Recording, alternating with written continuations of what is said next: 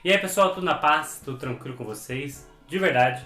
Então beleza, eu sou Felipe Dias, este é mais um Fliperama e no vídeo de hoje vamos falar um pouco sobre a grande escritora canadense Margaret Atwood e sua trilogia Mad Adam.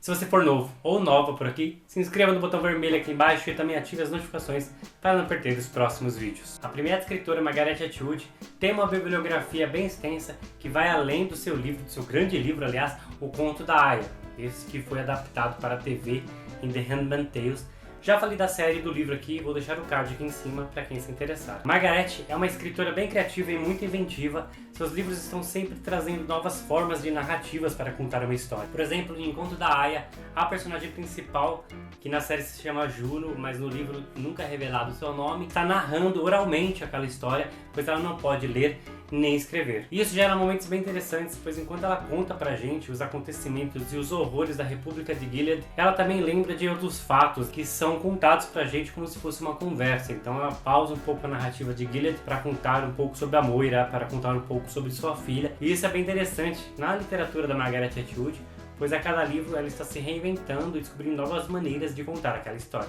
E na trilogia Mad Adam, ela também cria maneiras diferentes de contar a história em cada um dos livros. Temos narradores em primeira pessoa e temos também aqueles narradores em terceira pessoa que algum personagem ali está contando aquela história naquele momento. Bom, a trilogia é composta pelos livros Oryx e Crake. O segundo livro é O Ano do Dilúvio, dá pra ver, né? E o terceiro livro é o Mad Adam, ou Mad Adão, né, como foi traduzido. Bom, segundo a própria Margaret Atwood, não existe uma ordem específica para você ler esses dois primeiros livros. São histórias independentes que acontecem simultaneamente. Então quando você lê um, depois você lê o outro, você vai ver complementos um do outro, então não importa muito a ordem. Eu comecei lendo pela ordem cronológica, o Oryx e Crake mesmo, e depois o Ano do Dilúvio, mas eu pensei em alguns momentos que se eu tivesse lido este primeiro, talvez minha experiência seria diferente com o universo proposto. Já o terceiro livro, sim, é uma continuação direta desses dois personagens que se encontram aqui, que se conhecem aqui, continuam aqui, então se você começar a ler por esse, muita coisa vai ficar perdida, apesar de ela retomar bastante algumas coisas que aconteceram nos dois primeiros volumes. Então dá até para ler esse livro aqui isoladamente, mas a experiência será completamente outra. No primeiro livro, Oryx e Crake, a gente conhece um personagem, um homem todo solitário, que mora em cima de uma árvore. Ele se autodenomina o Homem das Neves. Ele acredita que é o único ser humano vivo depois de um desastre que aconteceu com a humanidade. Então ele caminha por praias e florestas tentando achar água e comida, uma maneira de sobreviver. Ele ouve a voz da sua amada Oryx. E nesse contexto também temos os chamados Filhos de Crake, que são humanoides criados em laboratórios com o intuito de serem perfeitos. Eles não sentem frio, não sentem fome o tempo todo, comem apenas folhas, só fazem sexo para a procriação e são muito ingênuos. Tão ingênuos que o Homem das Neves criou para eles uma espécie de religião, dizendo que o Crake, que é o criador deles, literalmente, que foi o grande criador de tudo, de todas as coisas, e Oryx é a deusa dos animais. Então, utilizando essa premissa, ele acaba pedindo favores para os Crakes. Bom, através dos flashbacks descobrimos que o Homem das Neves, na verdade, se chama Jimmy.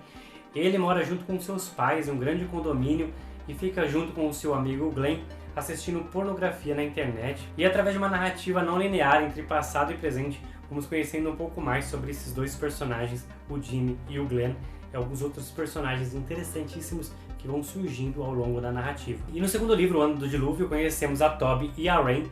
É interessante porque a narrativa da Rain é em primeira pessoa, ela está escrevendo a sua história e contando para a gente, e a da Toby é contada em terceira pessoa. Isso torna a narrativa muito mais rica e mais intrigante. E é através dessas duas personagens que conhecemos uma seita chamada Os Jardineiros de Deus. E é uma seita ambientalista que acredita no chamado Dilúvio Seco, que irá trazer paz e harmonia para os sobreviventes. Uma espécie de novo Jardim do Éden surgirá. E no terceiro livro vemos a conclusão, onde esses personagens se encontram. Conhecemos mais a fundo o personagem Zeb.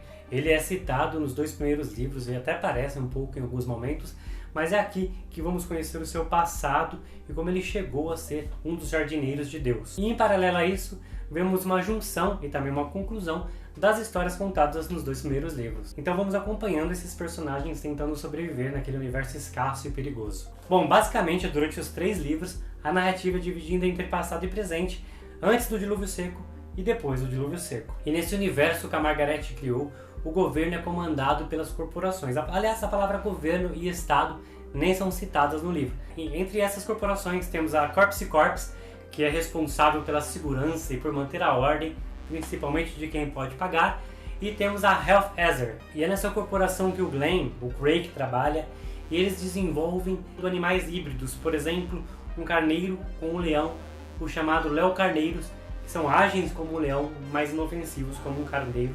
Temos também os porcões, que são seres desenvolvidos para manterem tecidos humanos dentro deles. Assim, se você quiser comprar um rim, um coração, e se você puder pagar, eles são desenvolvidos sinteticamente dentro desses porcões. Bom, e essa é uma trilogia difícil de se fazer uma sinopse, pois se a gente fala demais, acaba estragando a experiência de quem pretende ler, e se fala de menos, acaba talvez parecendo não tão interessante como ela realmente é. Some are on all four trotters. Can pigs fly? Maybe not, but close. Others believe they hatched from an egg. All are ready to put the flood behind them and move forward into a new world. Mad Adam, the new novel by Margaret Atwood. Então é isso, pessoal. Espero que vocês tenham gostado. Se vocês gostaram, deixa aquele like bacana, compartilhe o vídeo nas redes sociais, que ajuda bastante o canal. E também comentem, digam o que vocês acharam da trilogia Mad Adam, se vocês já leram, se vocês pretendem ler. E comentem também outros livros da Margaret Atwood que vocês gostam, beleza? Então é isso. Muito obrigado e até a próxima.